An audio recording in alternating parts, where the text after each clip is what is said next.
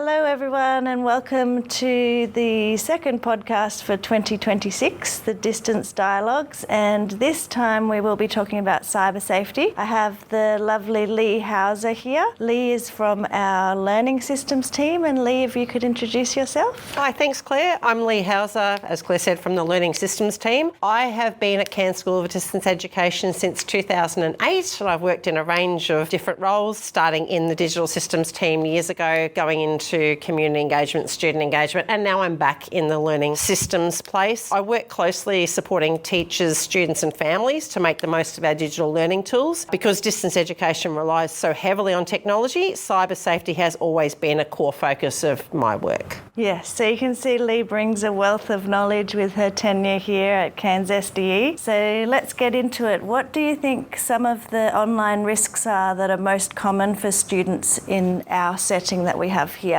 Students in distance education face the same risks as all young people do online, but I guess it's more common for distance ed students given the amount of time that they spend online. A couple of the key points I would look at would be contact risks, like unwanted messages or strangers attempting to contact through different platforms. And I think now a positive is the social media ban for students, younger students, is something that will counteract that. Content risks, such as inappropriate videos or websites that appear during searches, because our students do a lot of research online for their subjects, and unless they're taught how to do safe searching, they're obviously at more risk of coming across things that are inappropriate. Conduct risks, again, if we're not teaching our students to be critical users of digital technologies, oversharing personal information and things online or posting without understanding what the consequences are, they're really big things, because quite often to students and young children there are underlying risks. And tech-based risks like phishing emails, which quite often target school accounts, or scams disguised as educational tools. And I guess because our students spend more time online learning, the opportunities for these risks to appear increases, so awareness is essential.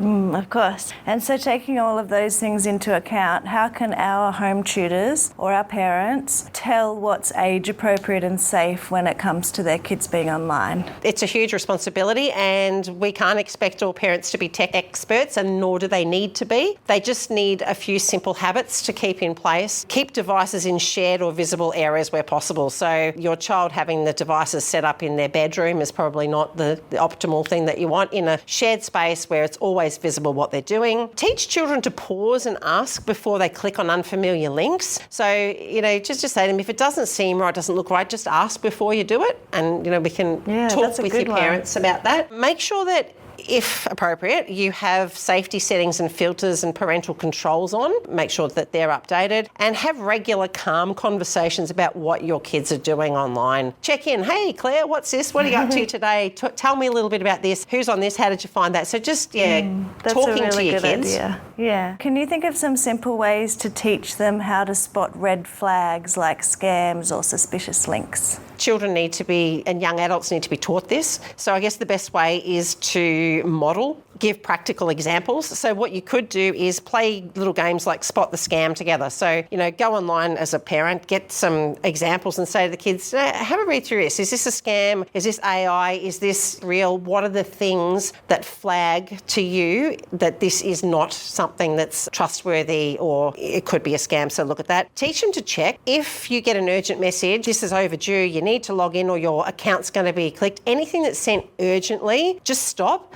have a look. Does it ask for personal details? Is it from someone you don't know? So look at all those key factors. And if you're unsure, don't do it, because if it is genuine, at some point there will be a follow-up around it. Encourage a habit of hovering over links before you click. If you do hover over a link on a website or an email, it will actually come up with the target link, address, whatever. Read it, have a look, and just check it's from a trustworthy source. And just practice with the kids saying, I'm not sure about this, I'm going to check with an adult. I really like that idea of pausing and checking, because adults need to do that as well, and modelling that for the kids is a really great idea. And our world is so busy and we're trying to get so many things done that quite often we just go, right, we do it without thinking. Yeah, exactly right. How can families create open conversations about what their children are doing online? As I said, sort of mentioned before, calm, regular discussions. Set the tone that online use isn't something to hide or get into trouble for, because if students are worried or young people are worried about it, they're less likely to be open about it. So just ask curious, non-judgmental questions when you're discussing it. Things like,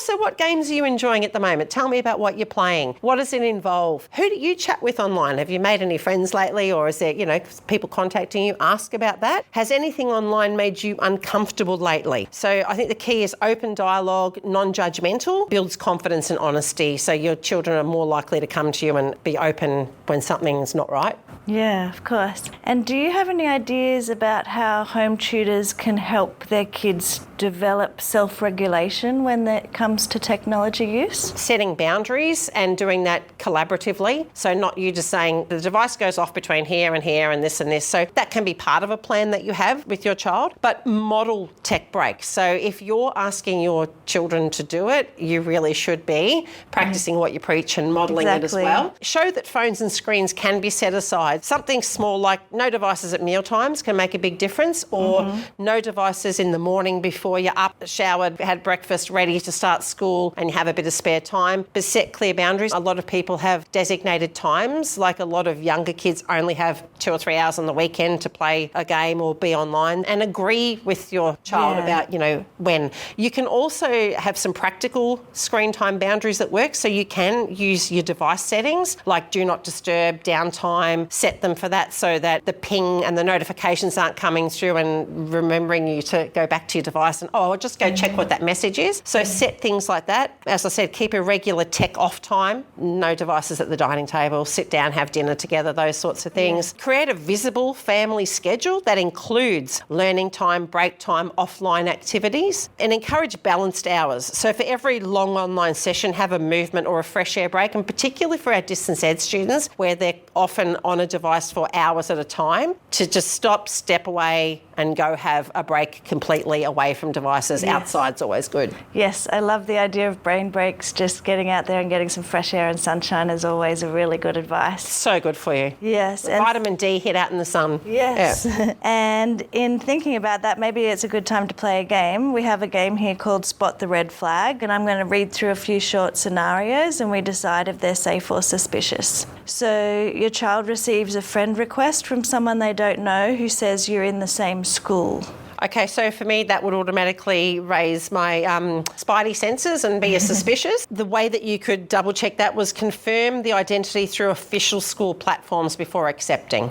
Okay, that's so you can always check in with your Connect teacher or the school and just double check that that student is in fact a member of the school. Good idea. And what happens in the situation where there's potential for someone to be hiding themselves as a student and pretending to be a student? Okay, so a couple of things. If it's an email request from someone that's saying they're in your school, all of the students here have an @eq.edu.au address. So that would be one way of identifying that it was a student's school account. If it's a personal account, we do not encourage our students at all to be communicating with each other via email with personal accounts. We are required to use their school accounts. If it was a social media request, I would be saying to the parent to check out the profile of the person who's making the request and have a look to see if there's any common friends, look at the profile deeply just to see if there's any red flags around that this may be a fake account set up. Sometimes you can see when the account was set up, and if the account was set up in 2026, then it's not likely that that's a legitimate account. Would you agree? Absolutely. And for our younger students, but they're not to be using social media. Okay, what if a student gets an email saying that their school account has been hacked and they need to click a link to verify their password? The email has the school's logo on it. Okay, so legitimate organisations never ask for passwords via email. You need to report that to the school and delete it. We have systems in place with Education Queensland. If there's suspicious activity on an account, it will be suspended and our IT teams will notify you, and usually you will get an email from your Connect teacher, someone that you know in the school, or a phone call. So any of those, always delete them, but report them to the school, because if you're receiving one, then chances are somebody else is too. Yes. Okay, what about a situation where a parent finds that their student has created a second social media account that they didn't know about, and they say, oh, it's just for fun and I just use it for my close friends? How would you feel about that? I would be concerned about that because if they've created a second social media account, usually it's one they're trying to hide. So hidden accounts often bypass safety settings. So have a calm conversation with them, get them to show you the account, talk you through it, and I would be deleting the second account because one should be enough. Okay, so here's another scenario. During an online lesson, someone shares a link in the chat that leads to an unfamiliar website. In an online lesson, our teachers are fairly vigilant monitoring the chats, and that would be part of student expected behaviours, that they wouldn't be sharing anything like that in the chat. Teachers always vet what they share, so that would be something that the teacher would direct the students automatically. They can remove the message, so the teacher should delete that straight away, but students shouldn't be encouraged to be clicking on any links in any chats in any lessons. That was good, thank you. I think we all got a really good understanding of how to act and react in certain scenarios, so thank you. There's a lot of conversation around how much screen time is too much screen time. So do you have some things that parents could watch out for in those situations? I think sometimes a lot of the key factors are looking out for things like irritability, tiredness and headaches, way too much time online, mood changes or withdrawing, having difficulty sleeping, not being able to function without the device, falling behind in schoolwork or responsibilities due to time spent on an addictive game or something like that, and a strong resistance when the devices are taken away. So you know that you're sort of walking into more serious territory if students are unable to be without their device. So they're all signals that the family may need to reset routines, and sometimes these routines might need to be gradually introduced, because if you have a dependency on a device, it's good to start to gradually, work on resetting your routines and boundaries. So in the form of perhaps a tech agreement, something that's simple, positive and clear, include which apps or platforms you can use, when and where, and what expectations are. Exactly. How can we help our children to feel empowered to make good decisions online instead of just fearing what might go wrong? Yep, that's an excellent question. So teach them that online safety is about skill, not fear. Banning everything is not a way to teach our young people how to be able to critically evaluate what they're confronted with. So do it together. Let them practice making decisions, thinking critically and speaking up. Reinforce that everyone, even adults, ask for help sometimes online. There's classic examples of many older people being scammed out of things because they're even not 100% sure. So one thing every parent should know, that the relationship is the safety tool. If children feel they can talk openly about making mistakes or uncomfortable, then they're far safer online. So keep conversations ongoing and supportive, set clear family rules, ensure filters and settings are turned on, model healthy device habits, and be involved. Understand the games, apps and tools that your children are using. And now I have a magic question for you. What's one thing that you wish every parent or home tutor knew about cyber safety?